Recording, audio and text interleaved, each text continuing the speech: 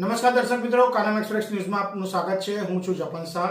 વાત કરીએ તો આજના મુખ્ય અને મહત્વના સમાચારની તો ભરૂચ જિલ્લાના જંબુસર તાલુકાના કોરા ગામે આજ રોજ નવી પંચાયત ઘરનું લોકાર્પણ કાર્યક્રમનું આયોજન કરવામાં આવ્યું હતું, જેમાં જંબુસર આમોદ મત વિસ્તારના ધારાસભ્ય દેવકિશોર સ્વામીના વરદ હસ્તે લોકાર્પણ કરવામાં આવ્યું હતું, તેમજ ભરૂચ જિલ્લા વિકાસ અધિકારી પણ વિશેષ ઉપસ્થિત રહ્યા હતા, તેમજ ભારતીય જનતા પાર્ટીના આગેવાનો મોટી સંખ્યામાં ઉપસ્થિત રહ્યા હતા। ભરૂચ જિલ્લાના જંબુસર તાલુકાના કોરા ગામે ગ્રામ પંચાયત ભવનનું લોકાર્પણ। તાલુકાના કોરા ગામે નવનિર્માણ પામેલ પંચાયત ભવનના લોકાર્પણ કાર્યક્રમમાં વર્ષ 2026ના નવા વર્ષના પ્રથમ દિવસે યોજાયો।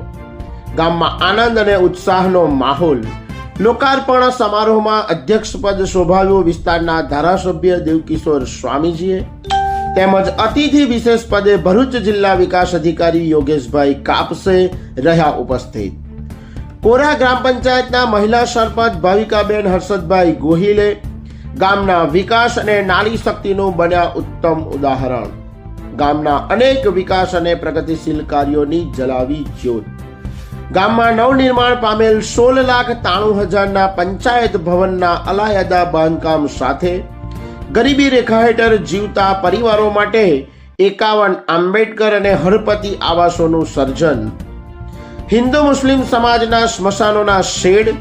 પ્રાથમિક શાળામાં 29 લાખના ખર્ચે વિકાસના કાર્યો।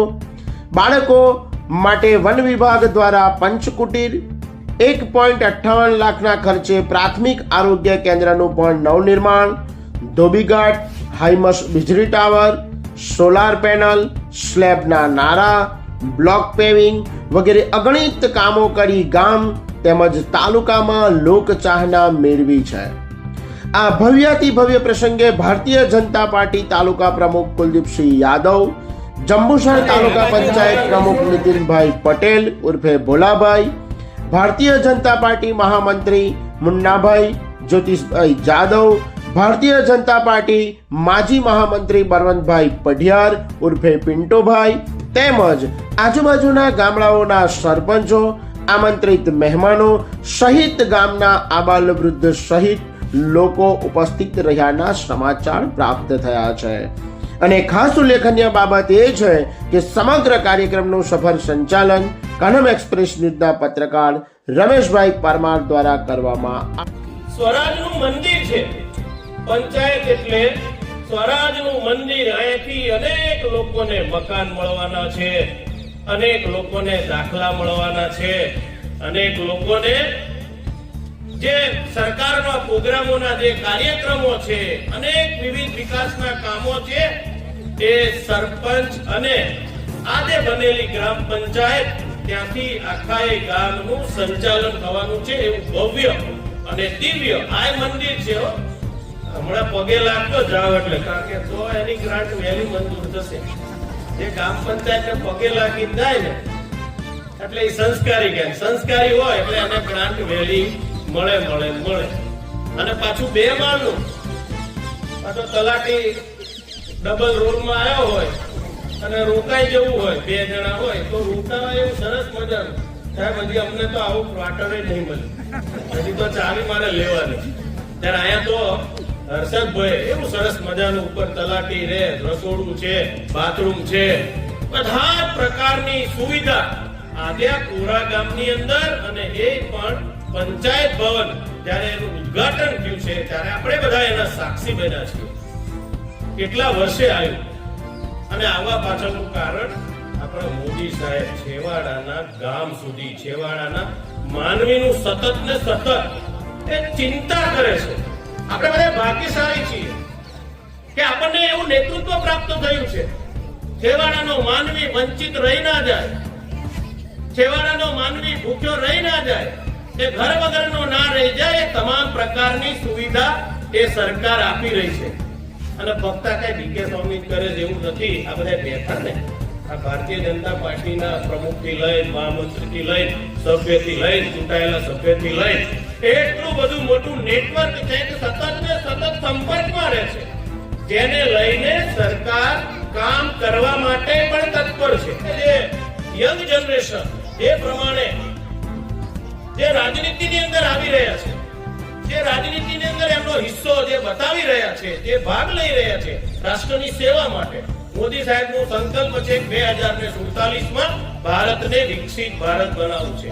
ફક્ત મોદી સાહેબ વિકાસ નહીં, વિકાસની સાથે આપણી વિરાસતે પણ રહેવી જોઈએ, એને કશું થવું જોઈએ ને. એટલે આપણે ધર્મની સાથે રાજનીતિ એને પણ સાથે લઈને ચાલીએ છીએ. મલગ્રહ પાર્ક ના શ્રી ગણેશ થવા જઈ રહ્યા છે અને એની અંદર પણ કામ શરૂ થવાનું છે. એટલે આપણે બધાએ અને બધા 44,000 પડી ગયા.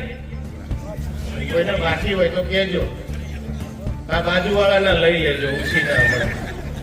પણ કેવી સરકાર કે તમને કશું કરવા નહીં, ફોર્મ ભરી દીધું, તલાટીને આપી દીધું, સરપંચને આપી દીધું સાહેબ, અને ઉતા અને સાંજે સવારે જાગે ત્યાં તો એને મેસેજ આવી ગયો અને 40,000 છે ને આખા વર્ષના સીધું ઘણા એવું કે સ્વામી કાંઈ પાછું નહીં, સ્વામી કાંઈ પાછું નહીં એવું કે.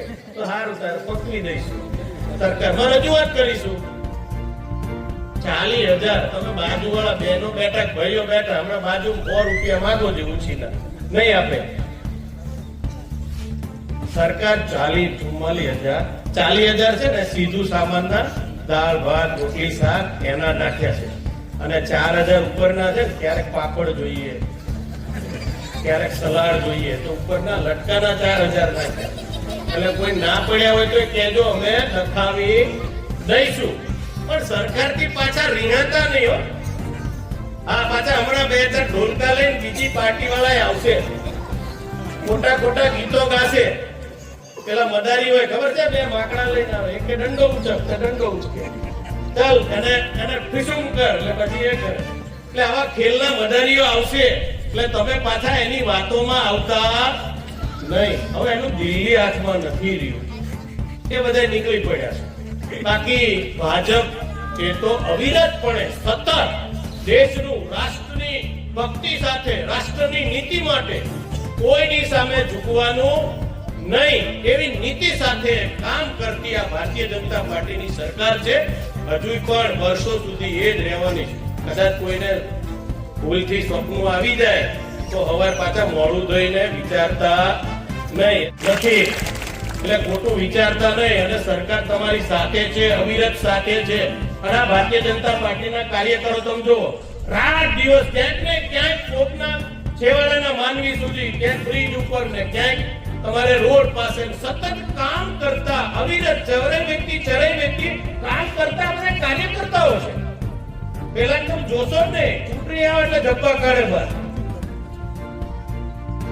આ એક કાર્યકર્તાઓ નથી. હા, ક્યારેક કામ નહીં થયું હોય, 1-2 કામ નહીં થયા હોય, પણ એ કરવાની તાકાત એ ભાજપની સરકારમાં છે ને છે. બીજા કોઈથી થવાની નથી. કોઈ છે ને ભરમાઈ જાય, કોઈને છેતરી જાય એટલે હોનું લઈ જાય છે. લાવો તમને જોઈ આવું, હોનું લઈ જાય, છેતરી જાય, એવા જુતારાઓ આવતા હોય. પણ આપણે છેતરાય એવા, અમારે જંબુસર વિધાનસભા તો છેતરાય એવી છે નહીં. એ તો રાષ્ટ્રની સાથે, વિકાસની સાથે, વિરાસતની સાથે. અને આવા જયારે સરપંચો આપણને નવયુવાન મળ્યા હોય તો આજે જયારે કોરા ગામે, અને કોરા નહીં, આજે કોરાએ તો બધાને ભીના કરી દીધા. એક ભીના, હૃદયથી ભીના બધાને હર્ષદ. અને તમારા મિસિસને આજના દિવસે ખૂબ ખૂબ અભિનંદન પાઠવું.